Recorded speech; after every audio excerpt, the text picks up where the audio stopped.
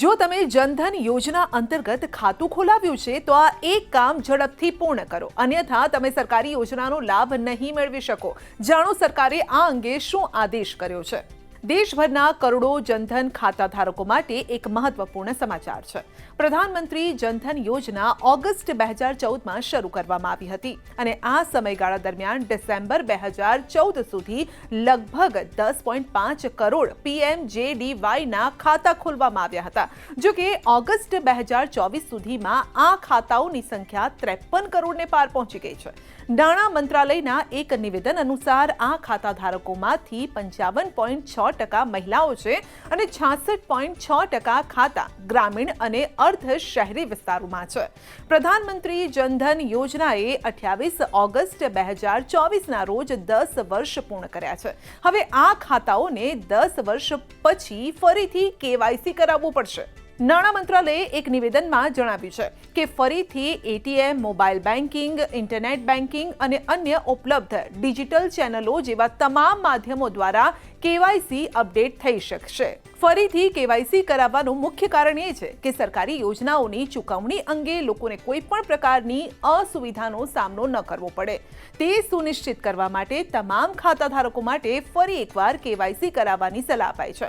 આ સાથે બેંકોને વિનંતી કરાઈ છે કે તે પીએમજેડીવાય યોજનાના લોન્ચ સમયે જેટલો ઉત્સાહ હતો તે જ ઉત્સાહ સાથે અત્યારે પણ કામ કરે। ગ્રાહકોને કોઈ પણ અસુવિધા ન થાય તેનું ધ્યાન રાખવામાં આવે। સાથે જ બેંકોને નિર્દેશ અપાયો છે કે જ્યાં પણ જરૂરી હોય ત્યાં વધારાના સ્ટાફને ગોઠવી નિયત સમય મર્યાદામાં કેવાયસીની પ્રક્રિયા પૂર્ણ કરવામાં આવે। આપણે જણાવી દઈએ કે 2014માં પ્રધાનમંત્રી જનધન યોજનાના તમામ ખાતા ધારકોને ખાતામાં જમા થયેલી રકમ પર વ્યાજ મળે છે। આ સિવાય જનધન યોજના હેઠળ 1 લાખ રૂપિયાનો અકસ્માત વીમો અને 30,000 રૂપિયાનું જીવન કવચ પણ ઉપલબ્ધ છે। આ ખાતામાં મિનિમમ બેલેન્સ જાળવવાની કોઈ મર્યાદા નથી। આ ખાતામાં ખાસ કરીને લાભાર્થીને 10,000 રૂપિયાના ઓવરડ્રાફ્ટની સુવિધા મળે છે। યોજના હેઠળ ખાસ કરીને પરિવારની મહિલાઓના ખાતામાં 5,000 રૂપિયાની ઓવરડ્રાફ્ટ સુવિધા પણ અપાય છે। યોજનાની શરૂઆતમાં જો લાભાર્થીએ કોઈ પણ બેંકમાં જનધન ખાતું ખોલાવ્યું હતું તો ખાતા ધારકોને કોઈ પણ દસ્તાવેજો વિના 10,000 રૂપિયાની લોન પણ આપવામાં આવી હતી। જો તમે જનધન યોજના અંતર્ગત ખાતું ખોલાવ્યું છે તો આ એક કામ ઝડપથી પૂર્ણ કરો, અન્યથા તમે સરકારી યોજનાનો લાભ નહીં મેળવી શકો। જાણો સરકારે આ અંગે શું આદેશ કર્યો છે। દેશભરના કરોડો જનધન ખાતા ધારકો માટે એક મહત્વપૂર્ણ સમાચાર છે।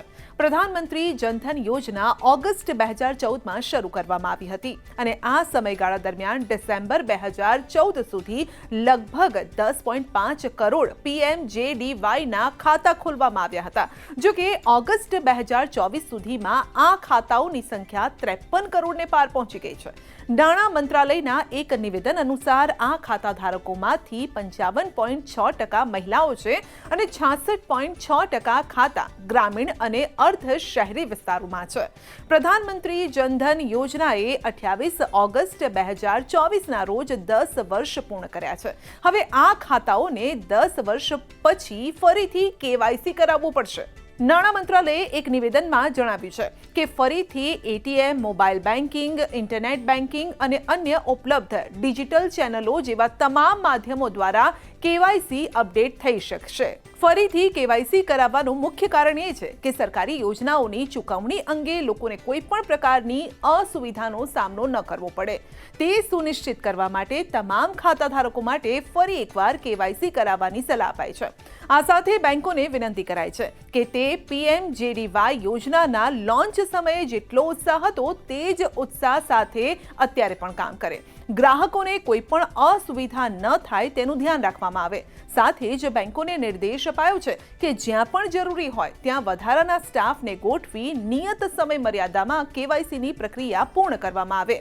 આપણે જણાવી દઈએ કે 2014માં પ્રધાનમંત્રી જનધન યોજનાના તમામ ખાતા ધારકોને ખાતામાં જમા થયેલી રકમ પર વ્યાજ મળે છે।